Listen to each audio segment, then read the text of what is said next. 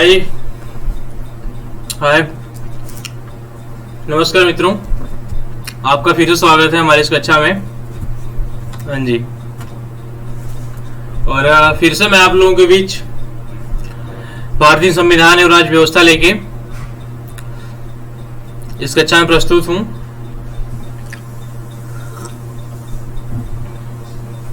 और हम लोग पढ़ने के क्रम में इंडियन कॉन्स्टिट्यूशन एंड पॉलिटी को बिल्कुल एट द एंड जितना हो सकता है, मतलब कि जितना हमारी परीक्षा के लिए रिलेवेंट है, स्टेट पीएससी और यूपीएससी के लिए जितना भी रिलेवेंट है, हम लोग उसके अकॉर्डिंग उन सारी चीजों, उन सारे पहलुओं में डिस्कस कर रहे हैं जितना हमारे लिए रिलेवेंट होता है, जितना हमारे लिए जरूरी है। हाँ जी, तो हम लोग पढ़ने के क्रम में प्रियम्बल को देख चुके हैं और फंडामेंटल राइट हम लोग डिस्कस कर रहे हैं। आप एक दो टॉपिक होते हैं जैसे कि प्रियम्बल और फंडामेंटल राइट ना, तो प्रस्तावना और उद्देशिका और मौलिक अधिकार। अब इन दो टॉपिक को पढ़ने के बाद, मतलब इनका मुझे पढ़ाने का पहले उद्देश्य यही था कि ये जब मैं भी पढ़ा था तो मुझे मतलब ऐसे ही पढ़ाया जाता था, लेकिन उसका मतलब मुझे जो समझ में आया कि आप जब इस टॉपिक को पढ़ लेते हैं तो आगे की उन सारी चीजों को आप कनेक्ट कर पाओगे जो हमारे इंडियन कॉन्स्टिट्यूशन में है, जो कॉन्स्टिट्यूशन हमारा बताता है, उन सारी चीजों को आप बिल्कुल कनेक्ट कर पाओगे सही तरीके से। और अगर आप इसको बिना पढ़ेंगे तो ये चीजें हैं कि वही चीजें रटी जा सकती हैं, और रटने के लिए तो आप कुछ भी कर सकते हो खैर, लेकिन इन दो टॉपिक को पढ़ाने का सबसे पहले मेरा मकसद यही था कि हाँ पूरे एक संविधान की हो, मतलब एक होता है किसी चीज की नींव, घर बनता है पहले तो नींव भरी जाती है। अगर नींव लोग बोलते हैं कि मजबूत होती है, नींव मजबूत होगी तो घर भी बहुत मजबूत होगा। तो चीजें वही हैं कि पहले प्रियम्बल पढ़े, प्रियम्बल में उन सारे पहलुओं पर डिस्कस किए, उनके तमाम वर्ड जितने भी थे उनको बिल्कुल अच्छे से समझा गया। फिर फंडामेंटल राइट समझ रहे हैं, मौलिक अधिकार हमारे क्या हैं, ठीक है। इसी क्रम में हम लोग आगे बढ़ते चलेंगे और डेफिनेटली एट द एंड वो भी दिन आएगा कि जहाँ पे हम लोग इस सारी चीजों को एंड कर देंगे। हाँ जी, एक चीज है कि अभी अपन स्टार्ट किए हैं तो अभी यार अपन यहाँ से चलना स्टार्ट कर रहे हैं, तो अभी इन सारी चीजों का बहुत एक्सपीरियंस नहीं है। लेकिन एक चीज मैं बोल रहा हूँ कि कंटेंट के लेवल पे, एग्जाम में क्वेश्चन के लेवल पे, भले से यहाँ पे अच्छा नहीं दिख रहा होगा, जो भी होगा, मतलब टेक्निकल इशू जो भी हो सकता है, या इस बीच जो भी कमियां आ रही होंगी, मतलब ये चीजें साइड है। लेकिन एक चीज भरोसे के साथ कह सकता हूँ कि हाँ कंटेंट के लेवल पे या आप एग्जाम हॉल में जाओगे, वहां पे क्वेश्चन जो होगा, मतलब क्वेश्चन आपके लगेंगे, मतलब यही गारंटी दे सकता हूँ यार। और इसके अलावा तो शायद मैं कुछ बहुत नहीं बोल पाऊंगा कि हाँ मैं पेपर आउट करा दूं, ऐसा नहीं हो सकता। लेकिन हाँ एक चीज बिल्कुल गंभीरता से कह रहा हूं कि अगर आप सारी चीजों का बिल्कुल क्रमवार तरीके से अध्ययन करते हैं, उन सारी चीजों पे अमल करते हैं। आप एक चीज में बोला था कि क्लास में आपका ध्यान कितना है, मतलब किसी भी चीज को करने का ध्यान सबसे बड़ी चीज होती है, ध्यान। अगर आपका ध्यान है, अगर आप डेफिनेटली अपना 100% ध्यान दे रहे तो आपको 100% रिजल्ट मिलेगा। बस ध्यान से सुनो। एक कहावत है कि एक अच्छा वक्ता बनने के लिए एक अच्छा श्रोता बनना पड़ता है आपको जिंदगी में। तो एक अच्छे श्रोता बनेंगे जिंदगी में, मतलब किसी चीज को बिल्कुल ध्यान से सुनना, क्या बोल रहा है सामने वाला, क्या नहीं बोल रहा है, तभी आप उसकी अच्छाइयों को, उसकी कमियों को जस्टिफाई कर पाएंगे। अदरवाइज आप कुछ नहीं कर सकते उस इंसान का। आपके सामने कोई आएगा, कुछ भी बोलेगा, चला जाएगा। तो साफ साफ है कि आप किसी भी चीज को बिल्कुल ध्यान से सुनिए, एक अच्छे श्रोता की तरह, तो शायद चीजें आप ज्यादा अच्छे से जस्टिफाई कर पाएंगे। जी हाँ। और एक चीज और बता दो इस क्रम में कि अगर अपन स्टार्ट किया ना, प्रिपरेशन तैयारी स्टार्ट किया ना यार, तो हार ही ना जाओ। अब यहाँ से हारना नहीं अपने को, अपन हारने के लिए बने ही नहीं कभी। मतलब ये सोचना अपने को कि हम जो है ना कि कभी हारने के लिए बने ही नहीं। हम जब से पैदा हुए ना, तो एक इंसान जब पैदा होता है ना, तभी से वो विजेता होता है, तभी से। तो अपन अभी कैसे हार सकते हैं? अपन हारने के लिए बिल्कुल बने नहीं है। ये जो हमारा सपना है ना, मतलब जो एक सपना है ऑफिसर बनने का सपना, जिसका जो भी सपना होता है जिंदगी में, जो कुछ बनना चाहता हो, उस सपने के लिए ना पूरा जी जान लगा के मेहनत करके देखो। आप, मैं दावे के साथ कह रहा हूं कि अगर आपके सपने में जान होगी ना, आपकी मेहनत में जान होगी, आपकी मेहनत में दम होगा ना, आपकी मेहनत में वो जोश होगा, वो दृढ़ संकल्प होगा ना, तो यहाँ तक आने में ना, ये जो सक्सेस है, यहाँ तक आने में आपको बहुत टाइम भी नहीं लगता है। और इस जर्नी में एक अलग मजा होता है। इस जर्नी को अगर आप अच्छे से एंजॉय कर रहे हो ना, तो इस टाइम पीरियड में एज ए स्टूडेंट, एक विद्यार्थी जीवन में बहुत अच्छी जर्नी होती है कि आप खुद रियलाइज कर चुके होंगे कि जिस दिन पढ़ाई अच्छी होती है शायद उस दिन ज्यादा मूड अच्छा हो जाना, मतलब हाँ चाहे। तो इन सारी चीजों को बिल्कुल ध्यान रखना है और अपना एक एक दिन, अपना एक एक समय बहुत इंपॉर्टेंट होता है। ऐसे ही अपन कुछ टारगेट से मतलब सेट करते हैं, लेकिन उस टारगेट पे हम बिल्कुल नहीं अड़ग हो पाते हैं। जो सेट करिए उस पर अड़ग रही है मित्र, और डेफिनेटली आपके कदम में सफलता जरूर चूमेंगी, और हम साथ जीतेंगे और साथ लड़ेंगे। और जो आपका प्यार मिल रहा है ना, उसके लिए तहे दिल से धन्यवाद। जी हाँ, मुझे नहीं लगा था कि मुझे इतना प्यार मिलेगा कहीं से। हाँ मतलब थैंक यू सो मच उसके लिए, थैंक यू सो मच। हाँ, तो हम लोग पढ़ चुके थे कि जैसे हम लोगों ने फंडामेंटल राइट स्टार्ट किया था, तो हम लोग पिछली कक्षा में आर्टिकल 17 और आर्टिकल 18 को देखा था, अच्छे से देखा था। जो उसके सारे प्रावधान थे, उन सारे प्रावधानों पे भी बिल्कुल विस्तार पूर्वक डिस्कस किया गया था। और आज हम लोग देखेंगे, आज हम लोग घुसते हैं स्वतंत्रता के अधिकार में ना। देखिए आज क्या है, इसे समानता का अधिकार तो पढ़ चुके, अब क्या है स्वतंत्रता, राइट टू फ्रीडम का अधिकार।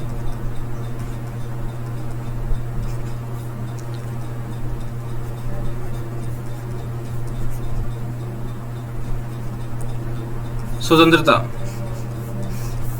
ये आर्टिकल 19 से स्टार्ट होता है, 19, 20, 21, 22, ठीक। और ये अधिकार केवल राज्य के विरुद्ध है। सॉरी यार, 19 है बस। और ये स्वतंत्रता का अधिकार है, और इसमें हम लोग पढ़ेंगे आज से अनुच्छेद 19। इसमें हाँ, तो स्वतंत्रता का मतलब क्या होता है, जैसे हम लोग स्वतंत्रता को समझे थे कि हमारे देश के परिप्रेक्ष्य में स्वतंत्रता को कैसे जस्टिफाई किया जा सकता है, कैसे समझा जा सकता है।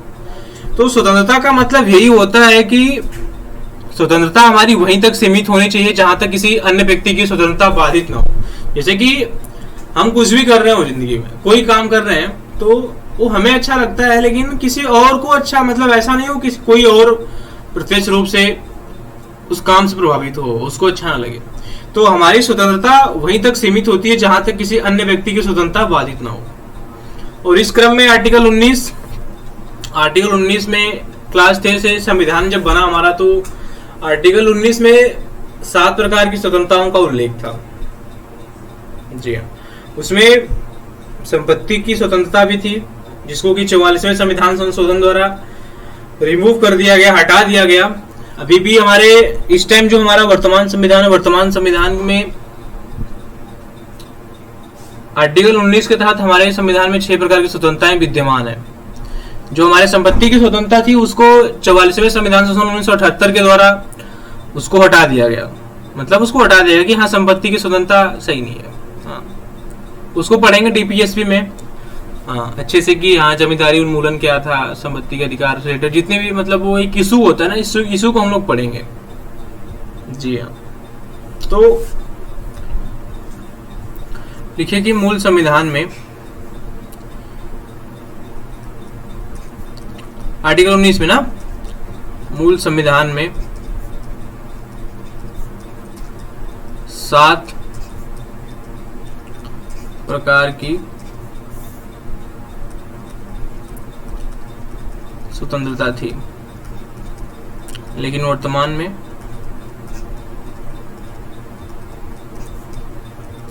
6 प्रकार की स्वतंत्रता है।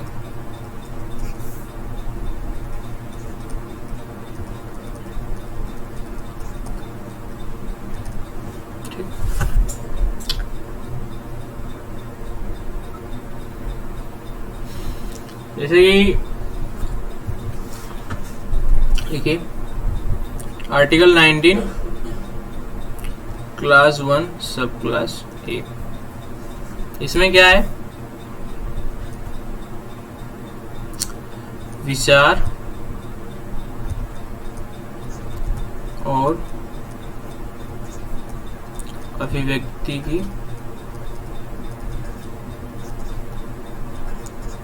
स्वतंत्रता। इसको हम लोग पढ़ेंगे ना, इसको इस वक्त देखने के बाद। जैसे कि विचार और मतलब वाक्य और अभिव्यक्ति की स्वतंत्रता, आर्टिकल 19 1 मतलब क्लास 1 सब क्लास ए कहता है कि हमें विचार मतलब अपने वाक्य और अभिव्यक्ति की स्वतंत्रता, हमें अपने विचार कहीं रखने की या हमें अभिव्यक्ति करने की, किसी चीज की जैसे सरकार की आलोचना करने की, हमें उसका वो फंडामेंटल राइट मतलब वो हमारा मौलिक अधिकार है कि हम अपनी अभिव्यक्ति जाहिर कर रहे हैं, अपना विचार जाहिर कर रहे हैं, बशर्ते वो जो हमारे विचार और अभिव्यक्ति की स्वतंत्रता है उस पर भी कुछ सीमाएं लगाई जा सकती हैं, और सीमाएं हैं उनका भी प्रावधान देखेंगे कि हाँ क्या क्या सीमाएं लगाई जा सकती हैं इस पे। जैसे कि आपके पास विचार है, जैसे हम लोग पहले दिन पढ़े थे विचार, जैसे विचार मतलब चिंतन मनन सोचना, लेकिन अभिव्यक्ति मतलब उन विचारों को बिल्कुल प्रकट करना। जैसे हम कुछ दिमाग में सोच रहे हैं, अपने कुछ मन में सोच रहे हैं, लेकिन जब हम उनको व्यवहारिक रूप में प्रकट करते हैं तो हमारी अभिव्यक्ति होती है। तो इसमें आर्टिकल 19 क्लास 1 सब क्लास ए में यही है कि विचार एवं और अभिव्यक्ति की स्वतंत्रता होगी। तो इसमें जी हाँ मतलब विचार और अभिव्यक्ति की स्वतंत्रता, लेकिन स्वतंत्रता पे भी मतलब रीजनेबल रिस्ट्रिक्शन होगा, मतलब युक्त प्रतिबंध लगाया जा सकता है। तो लिखिए इसमें क्या क्या ऐसे है कि इसमें यह है कि इसको 8 आधार पे प्रतिबंधित किया जा सकता है। जैसे कि विचार और व्यक्ति स्वतंत्रता पे मतलब 8 सीमाएं लगाई जा सकती, मतलब 8 सीमाएं हैं इस पे। लिखिए आप पहली सीमा, भारत की संप्रभुता एवं अखंडता। ठीक, फिर राज्य की सुरक्षा,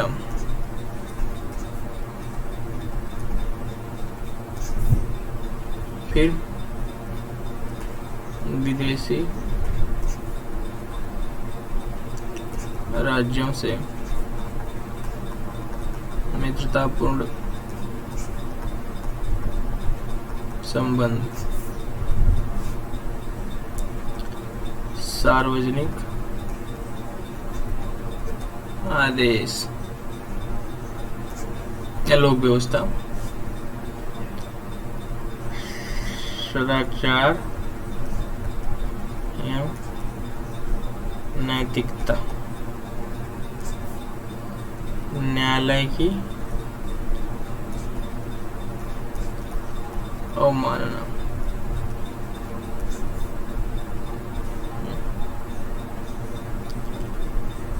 मानहानि, फिर किसी अपराध में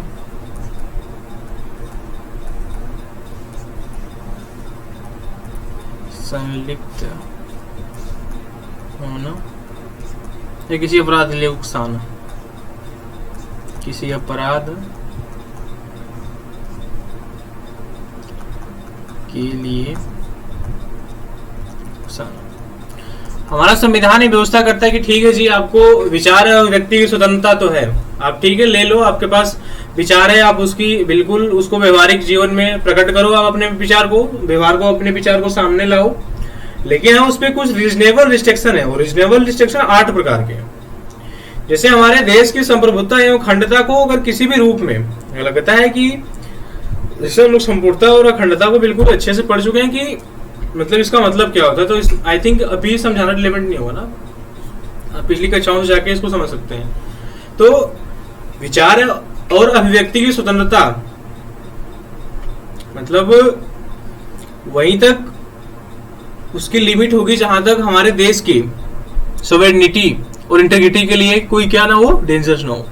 मतलब कि हमारे देश की संप्रभुता एवं अखंडता के लिए जहां तक कोई मतलब अगर खतरा आता है तो विचार और अभिव्यक्ति की मतलब फ्रीडम ऑफ स्पीच के अगेंस्ट, मतलब जाके रिजनेबल रिस्ट्रिक्शन लगाया जा सकता है और इनको रोका जा सकता है। अगर हमारे देश की संप्रभुता और अखंडता को कोई भी खतरा आता है तो विचार एवं व्यक्ति की स्वतंत्रता पे क्या लगाया जा सकता है, प्रतिबंध लगाया जा सकता है। उसी तरह राज्य की सुरक्षा से जुड़ी हो कोई, अगर राज्य की सिक्योरिटी से जुड़ी कोई भी मामला आता है तो भी प्रतिबंध लगाया जा सकता है, इस पे रोक लगाया जा सकता है। विदेशी राज्यों से मित्रतापूर्ण संबंध, भाई साहब पता चला आपकी दोस्ती होगी पाकिस्तान से और सारी चीजें आप यहाँ से पहुंचा रहे हो, वहां सारी न्यूज, हाँ उसकी रिपोर्टर के भी पैसे बचा रहे हो आप, हाँ उसकी न्यूज वालों के भी पैसे बचा रहे हो, उनका भी रोजगार छीन लिया आपने। अब पाकिस्तान से कोई आता तो उसको रोजगार मिलता ना भारत में, और आप खुद ही पहुंचाए जा रहे हो इधर से। तो आपके यहाँ पे आप सारी यहाँ की चीजें, आप अपने देश की सारी चीजें किसी और से बता रहे हो, कुछ अपने देश की कोई गुप्त सूचना है कहीं और बता रहे हो तो सही नहीं है ना। तो राज्य इस पे रिस्ट्रिक्शन तो लगाएगा ना। तो यही बात है कि विदेशी राज्यों से अगर आप मित्रतापूर्ण संबंध रखते हैं तो भी आपके विचार और व्यक्ति की स्वतंत्रता पे रिस्ट्रिक्शन लगाया जा सकता है। तो सार्वजनिक आदेश या लोक व्यवस्था, अब दंगे भड़का रहे हो, आपके विचार में खुराफात चल रहा है कि हम भाई साहब वहां दंगा करवाना है, वहां हाँ, तो और आप सार्वजनिक क्या आप लोक व्यवस्था के लिए आप मतलब अगर आप दंगे भड़का रहे हो अपने विचार से व्यक्ति से तो भी उस पर भी रिस्ट्रिक्शन लगाया जा सकता है। सदाचार नैतिकता है, आप समाज में कोई अश्लीलता फैला रहे हो, फालतू की चीजें, तो भी उस पर भी रीजनेबल रिस्ट्रिक्शन है ना। जी हाँ, और न्यायालय की अवमानना कर रहे हो आप तो भी है, मानहानि भी है। मतलब या तो किसी आप उसके बाद क्या है, किसी अपराध में आप सम्मिलित होना चाहते हैं, किसी अपराध के लिए किसी को साथ हो जाए, आप अपनी विचारधारा से किसी को कोई भी अपराध करने के लिए किसी व्यक्ति को क्या करते हैं, उकसाते हैं, तो भी आप कि इस फंडामेंटल राइट पे युक्तियुक्त प्रतिबंध लगाया जा सकता है। समझे आप?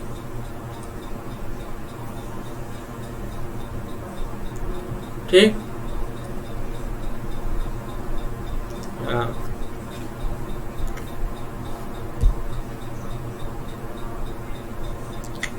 जी हाँ, इतना ही है।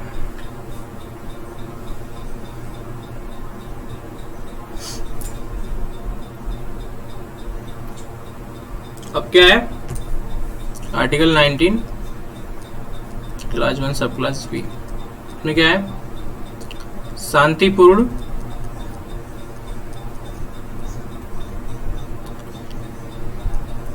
निरायुद्ध,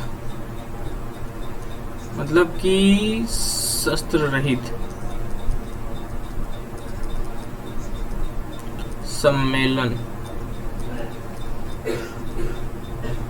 की स्वतंत्रता। ठीक,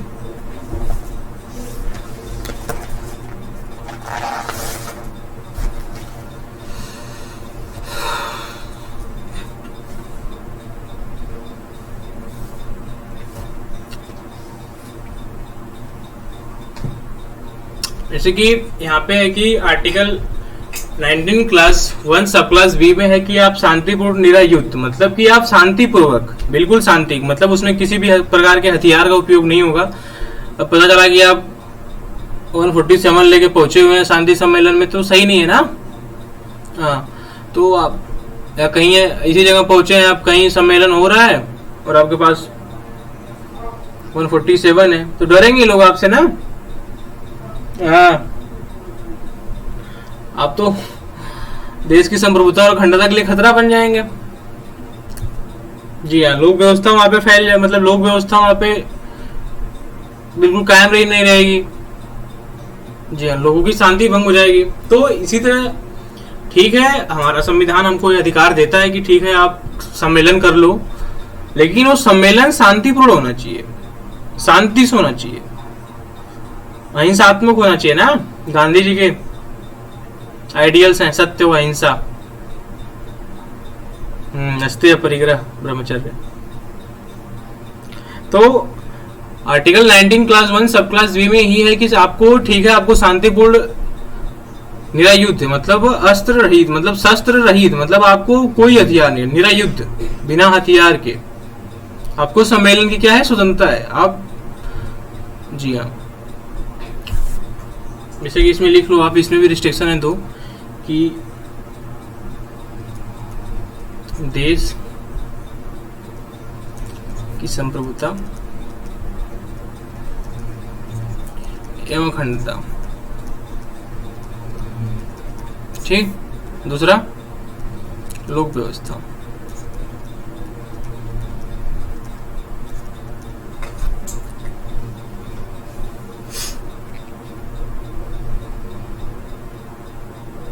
अब सम्मेलन ऐसा भी नहीं कर सकते ना कि हाँ अपने पास तो तोप है, तोप लेके हम सम्मेलन कर रहे हैं।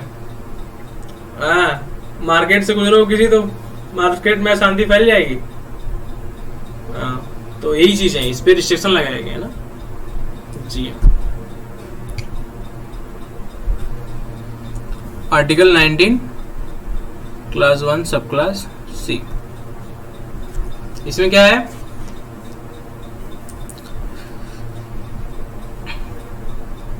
संगम, संघ,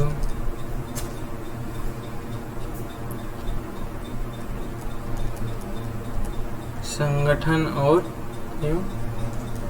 सहकारी संस्था बनाने की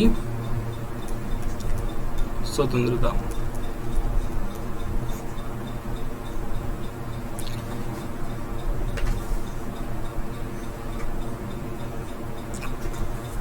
जैसे आपको कोई भी संघ बनाने की स्वतंत्रता है, आप कोई संगठन बना सकते हो जी हाँ, आपको यहाँ पे संगठन बनाने की बिल्कुल आजादी है। आप सहकारी संस्था जैसे एनजीओ है काम कर रही है ना, सहकारी संस्था, सेल्फ हेल्प ग्रुप, स्वयं सहायता समूह इत्यादि सहकारी समूह जैसे अमूल है, ठीक है।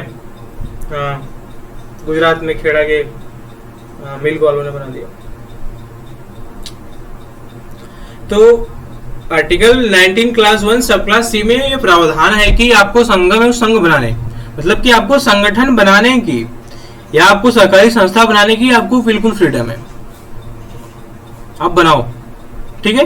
हमारा संविधान में व्यवस्था करके देता है आपको, लेकिन उसमें भी कुछ रिस्ट्रिक्शन है। इसमें क्या रिस्ट्रिक्शन, इसको देखते हैं कि यहाँ भी वही चीज है कि देश की संप्रभुता, देश की सॉवरेनिटी और इंटीग्रिटी के लिए आप कोई डेंजरस ना बनो, आप लोक व्यवस्था के लिए कोई डेंजर ना बनो। और यहाँ पे है कि आप कोई संगठन बना के आप किसी अश्लीलता को नहीं मतलब प्रमोट नहीं कर सकते ना, कि ठीक है आपके पास संगठन है तो आप फालतू चीजों को प्रमोट कर रहे हैं, तो ये चीजें रिलेवेंट नहीं है, ये चीजें गलत हैं और उसका समाज पे बिल्कुल गलत इंपैक्ट जाएगा, तो इस पर रिस्ट्रिक्शन तो लगाने पड़ेंगे ना। मतलब आप समझने की कोशिश करो तो संविधान में वो सारी चीजें हैं, मतलब कि उन सारी चीजों का बिल्कुल अच्छे से उल्लेख है जो एज ए लॉजिकल सोचने पे सही होती है। आपको संविधान देता है ये अधिकार कि ठीक है आप संगठन बना लो, आपको संगठन और सहकारी संस्था बनाने की स्वतंत्रता है जी, ले जाओ आप स्वतंत्रता। हाँ, लेकिन आप देश की संप्रभुता और अखंडता के लिए खतरा ना बनो, आप लोक व्यवस्था के लिए खतरा ना बनो। आपके अंदर सदाचार नैतिकता होनी चाहिए। आप ऐसा नहीं कि नैतिकता को भूल जाओ और आप संगठन बना के किसी और चीज को प्रमोट करने लग जाओ। हाँ, लिख लो आप इसको।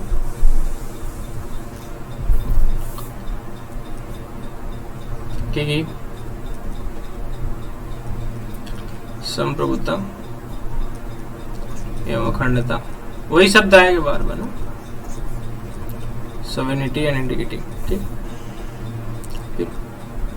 लोक व्यवस्था, हाँ पब्लिक, सदाचार, नैतिकता, ठीक है, समझ लिए इसको।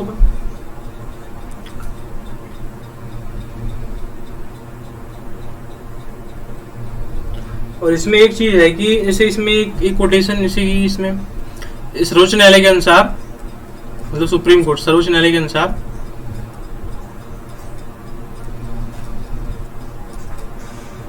मतलब श्रम संगठनों, जितने भी श्रम संगठन है, मतलब श्रम संगठनों को, श्रम संगठनों को मूल भाव करने हड़ताल करने, तालाबंदी का कोई अधिकार नहीं है। इसको आप नोट डाउन कर सकते हो ना।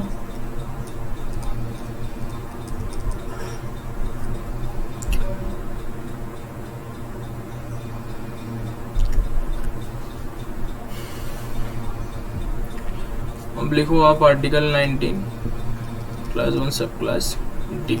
इसमें भारत में कहीं भी आवागमन की स्वतंत्रता, मतलब आपात संचरण की स्वतंत्रता। देखो आपात, यार लिखने में प्रॉब्लम हो जाती है, सॉरी इसके लिए।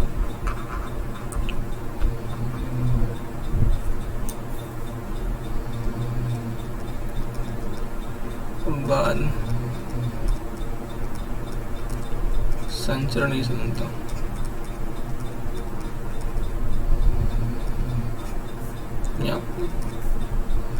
आवागमन की स्वतंत्रता।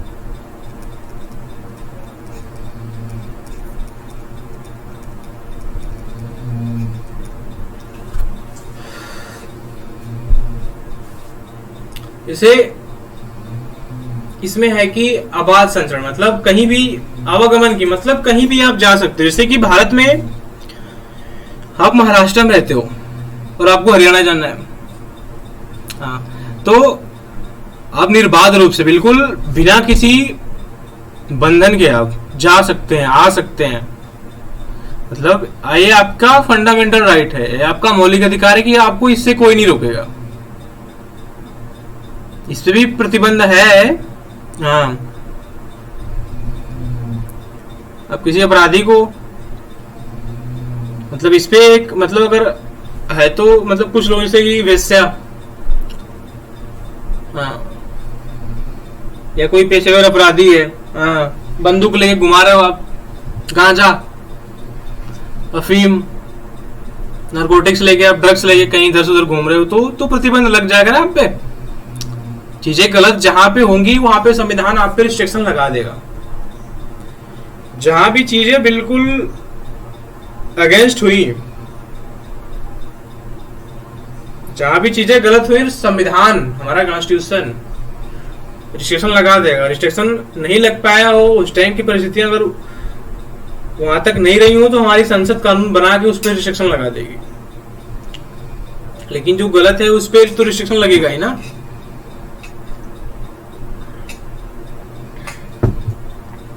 तो आपको जैसे कि बिल्कुल निर्बाध तरीके से आपको कहीं भी जाना हो, आपको एक राज्य से दूसरे राज्य जाना है, एक जिले से दूसरे जिले जाना है, ठीक है, विदेश यात्रा का अधिकार है जी आपको, पासपोर्ट रखने का अधिकार आर्टिकल 21 में आएगा वो, जी हाँ। तो आपको ना बिल्कुल कहीं भी आने जाने की स्वतंत्रता है, आप जाओ सर, आओ जाओ, हाँ। लेकिन इस पे क्या है, रिस्ट्रिक्शन है। जैसे कि इस पे, मतलब जैसे कि आपको, जैसे कि एक चीज है कि आप वहां चले जाओ जहां पे जनजाति लोग रहते, तो जनजातियों की एक संस्कृति पाई जाती है वहां पे, उनकी जो सभ्यता विकसित हुई है, जो उनकी संस्कृति विकसित हुई है कि वो किसी और व्यक्ति को आने से अपने लिए खतरा मानते हो।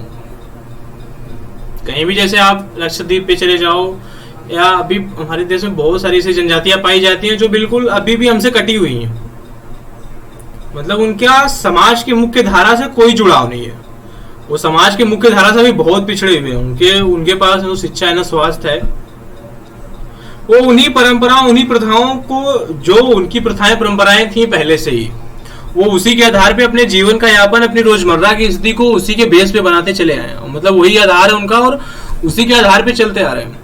तो आप बोलो कि नहीं मुझे वहां जाना है, तो गलत हो जाएगा ना।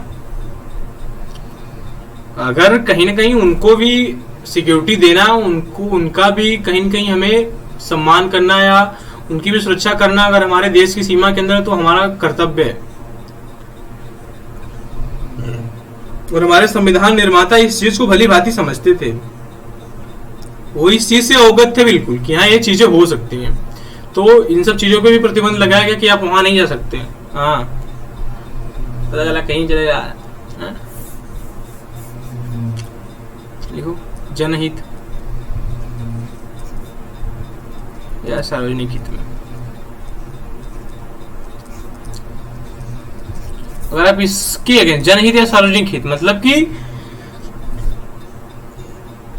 आप कहीं जा रहे हो, आपसे कहीं अगर आपके जाने से कहीं कोई जनता का हित प्रभावित होता है तो आपको रोका जा सकता है। ऐसे लिख लो आप यहाँ, अनुसूचित जनजाति, ठीक।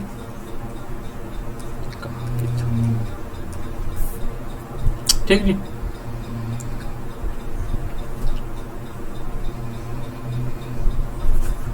अब लिखते हैं अपन आर्टिकल 19 क्लास 1 सब क्लास ई। भारत में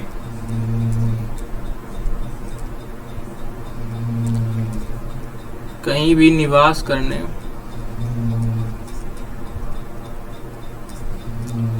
या बस जाने की स्वतंत्रता, जैसे कि आप भारत में कहीं भी जा सकते हो और कहीं भी जाके आप बस सकते हो, वहां पे निवास कर सकते हो, वहां पे अपना फ्लैट खरीद के अपना घर बनवा सकते हो आप, ठीक। तो जैसे कि आप रहते हो जी केरला में और आपको बनवाना है अरुणाचल प्रदेश में घर अपना, तो वहां पे आप जा सकते हो और वहां पे जाके अपना घर बनवा के वहां पे रह सकते हो आप। केरला से आंध्र प्रदेश, केरला से अरुणाचल प्रदेश, कहीं भी जा सकते हो और वहां पे जाके आप अपना निवास कर सकते हैं। ये आपका फंडामेंटल राइट है और इस चीज से कोई आपको रोकता है तो आप सुप्रीम कोर्ट जा सकते हो। तो भारत में कहीं भी निवास कर सकते हो आप, या कहीं भी बस जाने की स्वतंत्रता आपको। ऐसा नहीं कि आप दिल्ली जाओगे तो दिल्ली से आपको लोग बसने से कोई मना कर देगा, मुंबई जाओगे तो वहां से कोई बसने से मना कर देगा, जी नहीं कर सकते। अब किसी घर में जाओगे तो दिक्कत है ना, जैसे निजी के लिए आर्टिकल 19 निजी व्यक्ति के विरुद्ध नहीं प्राप्त है आपको। आप किसी जमीन पे जाके बोलो कि जी नहीं हम तो यही घर बनाएंगे अपना, तो चीजें गलत हो जाएंगी वहां पे। ये राज्य के विरुद्ध है, राज्य आपको इस चीज से बिल्कुल नहीं रोक सकता। जी हाँ, लिख लो आप। इसमें भी सेम चीजें हुई हैं कि आप अब वहां जाके अपना घर नहीं बना सकते जहां पे जनजाति रहती है। आप उनके संस्कृति को कहीं ना कहीं खतरा होगा ना, तो वो आपको एक्सेप्ट नहीं कर पाएंगे।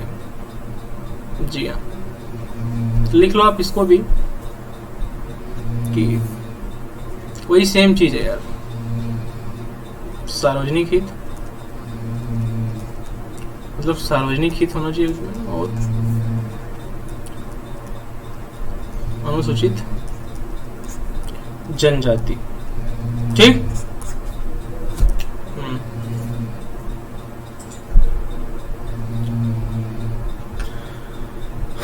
और यहाँ पे था आर्टिकल 19 क्लास 1 F, यहाँ पे क्या था, संपत्ति का अधिकार। अब है नहीं है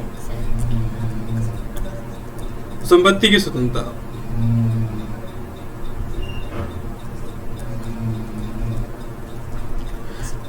तो संपत्ति की स्वतंत्रता में क्या था कि आप संपत्ति रख लो, हाँ सारी संपत्ति अपने पास एकीकरण करके रख लो, आप सारी जमीनें आपके पास ही है। पहले आप गांव की जमीन, एक शेर ना,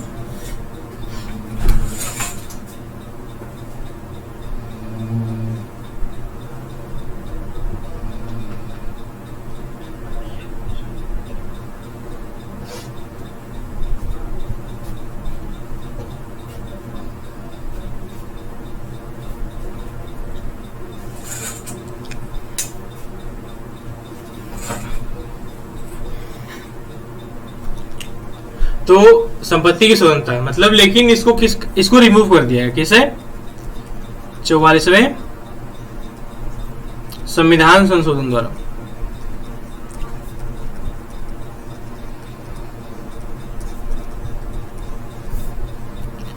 संपत्ति के अधिकार को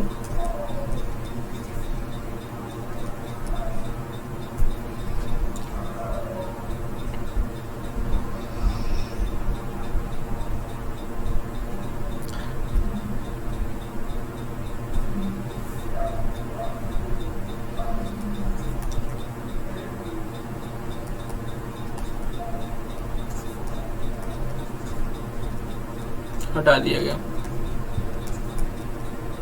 ठीक।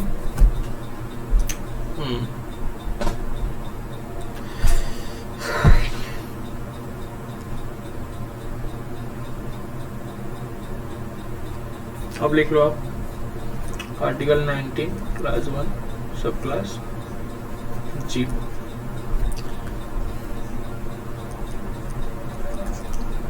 कोई भी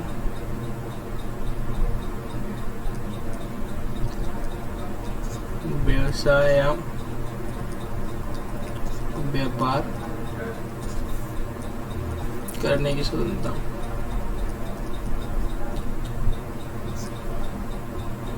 व्यापार में बिजनेस।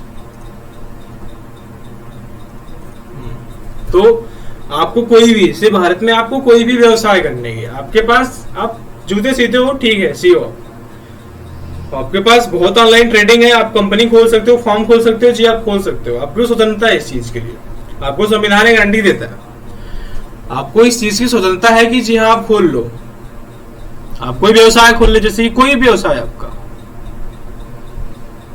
जैसे मेरा व्यवसाय टीचिंग मैं कर रहा हूं, किसी का व्यवसाय जो भी हो सकता है, जैसे हर किसी को, जैसे एक टीचर है या आप रिक्शा चालक हो, ठीक है, पकौड़े तल रहे हो आप, तो आपको इसकी स्वतंत्रता है, आपको इस चीज के लिए बिल्कुल फ्रीडम है आपको कि जी हाँ आप करो इस चीज को, और आपको व्यापार मतलब आपको व्यवसाय और व्यापार करने की बिल्कुल आपको संविधान छूट देता है, स्वतंत्रता देता है। लेकिन अब कोई ऐसा काम ना कर दो कि बिल्कुल अनैतिक कृत्य हो, हाँ उस चीज को व्यवसाय बना लो, तो चीजें गलत हो जाएंगी ना।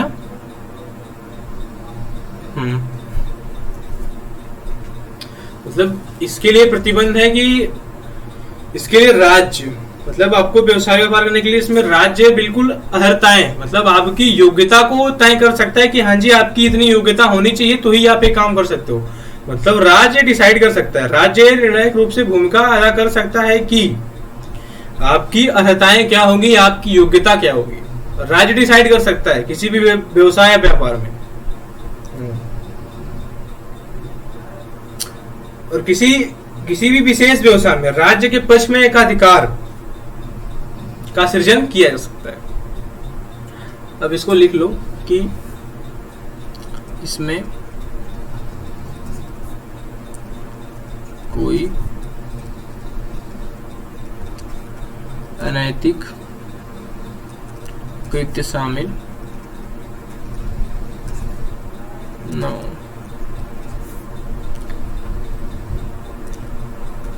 किसी व्यवसाय के लिए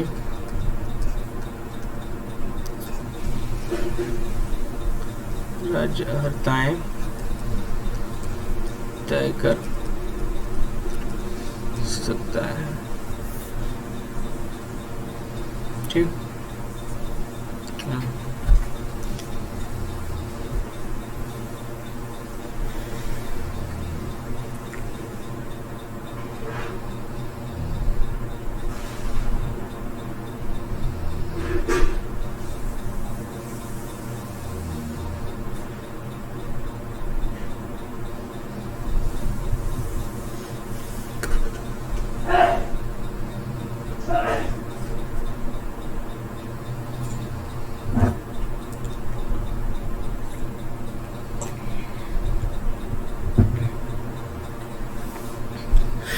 अच्छा, इसके इशू को हम लोग अभी पढ़ लें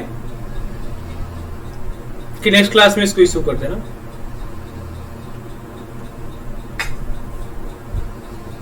जी नहीं, इसी में ठीक।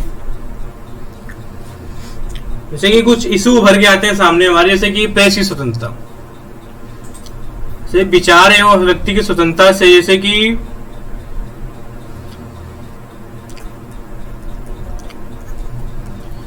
विचार और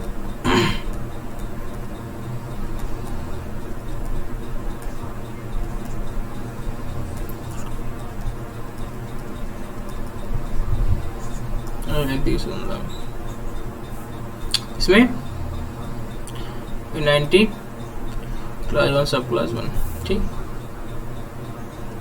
प्रेस की स्वतंत्रता, फ्रीडम ऑफ एक्सप्रेशन।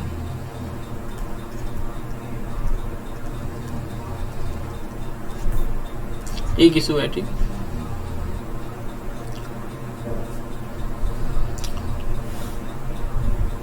केस आता है एक Indian express news paper case, ठीक, 1985।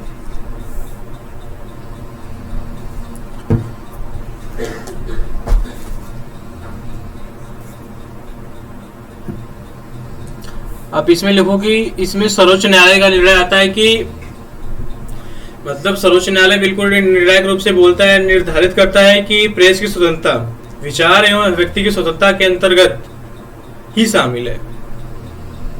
देखो अब इसमें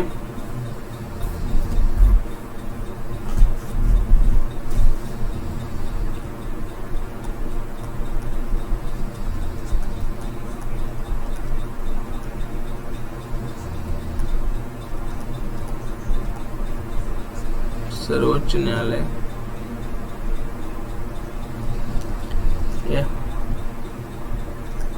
निर्धारित करता है कि 19 क्लास 1 सब क्लास ए के अंतर्गत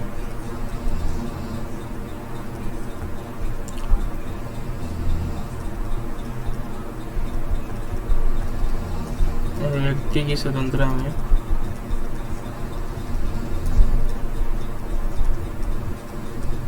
प्रेस की स्वतंत्रता शामिल है,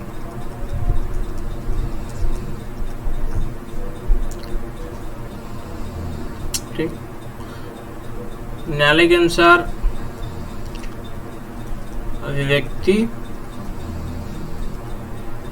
कई रूपों में हो सकती है।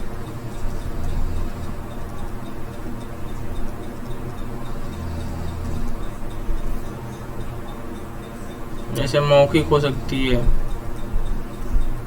हाव भाव से हो सकती है,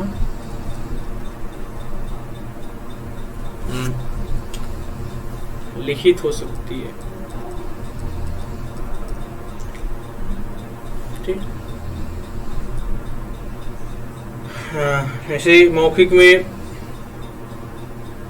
फिल्म में, ऐसे मौखिक में बोल सकते हो आप, टीवी हो गया, रेडियो हो गया, टेलीविजन हो गया, हाव भाव में ऐसे, हाँ जी, हाव भाव में नाटकें हो गई, हाँ, फिल्में भी हो सकती हैं जी। लिखित में अखबार, पुस्तकें जी, पत्र पत्रिका, प्रेस। तो इसमें एक निर्णय मतलब एक प्रेस की स्वतंत्रता एक मौलिक अधिकार है वर्तमान में। तो लेकिन एक केस आता है इंडियन एक्सप्रेस न्यूज़पेपर केस 1985 में। इसमें सर्वोच्च न्यायालय निर्धारित करता है कि जो वाक्य एवं अभिव्यक्ति की स्वतंत्रता है, जो विचार और अभिव्यक्ति की स्वतंत्रता है, इसी विचार एवं अभिव्यक्ति की स्वतंत्रता के अंतर्गत ही प्रेस की स्वतंत्रता शामिल है। जैसे प्रेस की स्वतंत्रता एक लिखित स्वतंत्रता है कि हम कोई न्यूज़पेपर लिख रहे हैं तो हमारी अभिव्यक्ति है कि हम अभिव्यक्त कर रहे हैं अपनी चीजों को न्यूज़पेपर के जरिए। न्यूज़पेपर के जरिए हम अपनी अभिव्यक्ति की स्वतंत्रता का उल्लेख कर रहे हैं, अपनी अभिव्यक्ति जाहिर कर रहे हैं अपनी न्यूज़पेपर में लिख के। तो सर्वोच्च न्यायालय यही कहता है कि यह न्यायालय द्वारा ही निर्णय आता है कि विचार एवं अभिव्यक्ति की स्वतंत्रता के अंतर्गत प्रेस की स्वतंत्रता शामिल है। और अभिव्यक्ति एक रूप में नहीं हो सकती। अभिव्यक्ति आप मौखिक कर सकते हो, जैसे बोल के अभिव्यक्ति कर रहा हूं, हाव भाव से कर रहा हूं, ऐसे बना लिया, हाँ हाव भाव भी हो गया। लिखित रूप से मैं लेटर लिख दिया कोई, हाँ पत्र लिख रहा हूं, कोई न्यूज़पेपर में कोई आर्टिकल लिख रहा हूं, तो हमारी अभिव्यक्ति हो।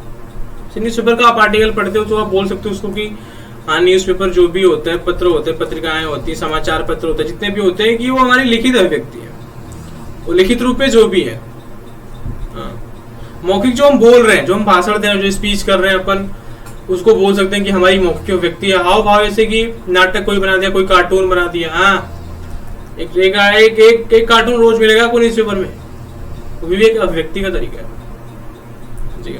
और हमारे देश में भले ही आज मीडिया का उतना नहीं रहा हो, मीडिया का ध्यान कहीं और चला जा रहा हो, लेकिन प्रेस की स्वतंत्रता है, जैसे कि प्रेस या जो मीडिया है उसको लोकतंत्र के चौथे पिलर के रूप में जाना जाता है।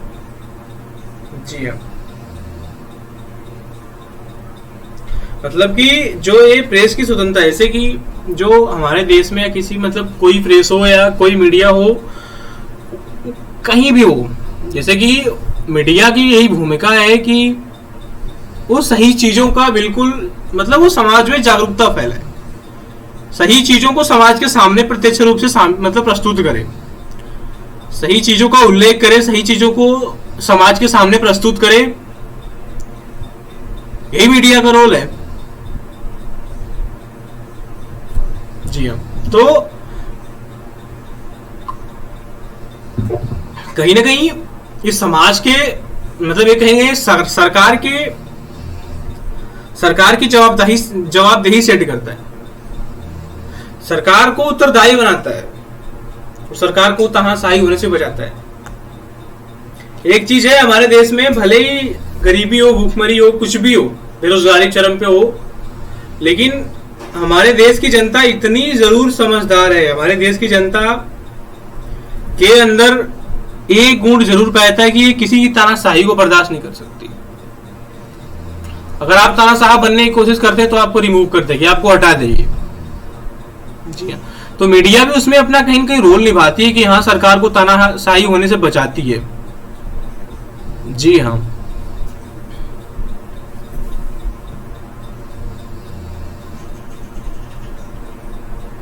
जैसे कि आज के समाज में किसी व्यक्ति को राजनीतिक शिक्षा चाहिए, किसी भी व्यक्ति को राजनीति से जुड़े तथ्य चाहिए, आंकड़े चाहिए कि राजनीति में क्या हो रहा है, हमारे देश की राजनीति का क्या स्वरूप है, तो कहां जाएगा उसकी पढ़ाई करने? समाज का एक एक तबका वो मीडिया को सुन के ही अपनी मतलब ये ठीक है कि हमें किसी को सुन के अपना प्रोस्पेक्टिव या अपनी जो अभिव्यक्ति उसको किसी और के सामने नहीं दर्शाना चाहिए, किसी और से प्रभावित होके हमें अपने तर्क के अनुसार ही सारी चीजों को कहना चाहिए।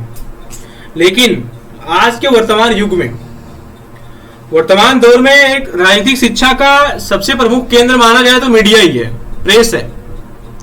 अगर प्रेस नहीं होगा, मीडिया नहीं होगी, तो आपको राजनीतिक शिक्षाएं या आपको राजनीति से जुड़ी कोई भी स्टोरी, कोई भी कहानी, आपको उसकी न्यूज मिलती है राजनीतिक दलों से संबंधित, तो आपको मीडिया के अकॉर्डिंग ही मिलती है, मतलब मीडिया के जरिए ही मिलती है, आपको वही प्रोवाइड कराते हैं ना।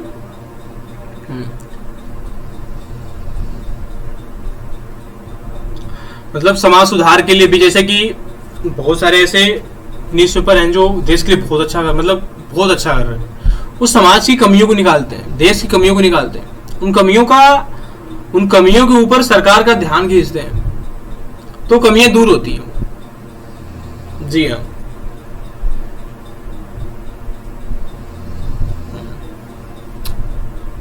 आई थिंक आप समझे होंगे।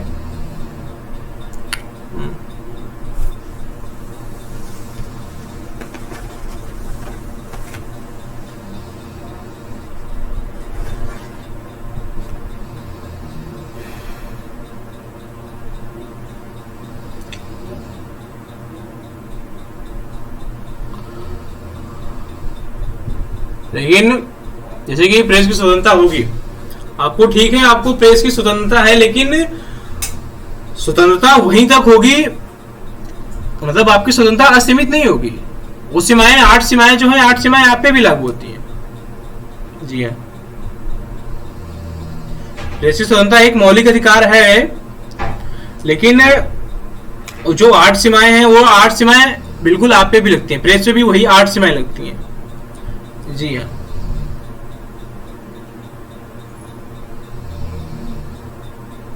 ठीक है, थैंक यू सो मच।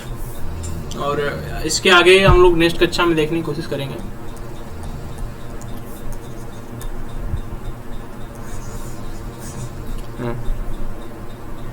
अगर इसमें आपको लिखना हो तो लिख सकते हो आप। प्रेस की स्वतंत्रता में लिख लो एक मिनट की लोकतंत्र, प्रेस को लोकतंत्र के चतुर्थ स्तंभ के रूप में जाना जाता है। प्रेस को लोकतंत्र के चतुर्थ स्तंभ के रूप में जाना जाता है। प्रेस सरकार को उत्तरदायी बनाती है।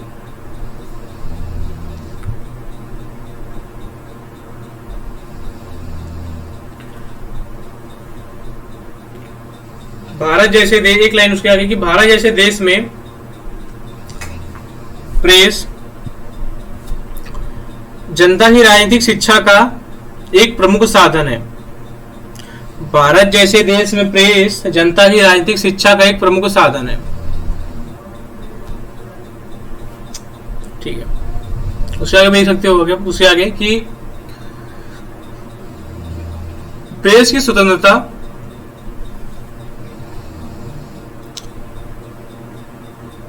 असीमित नहीं है, इस पे भी संविधान में वर्णित अनुच्छेद 19 खंड 1 उपखंड ए या क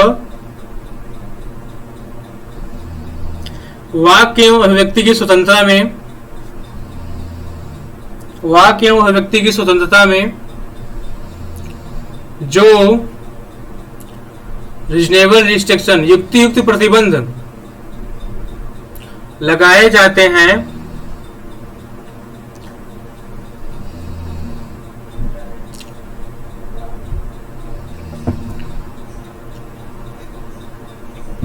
वे प्रेस की स्वतंत्रता पे स्वतः लागू हो जाते हैं।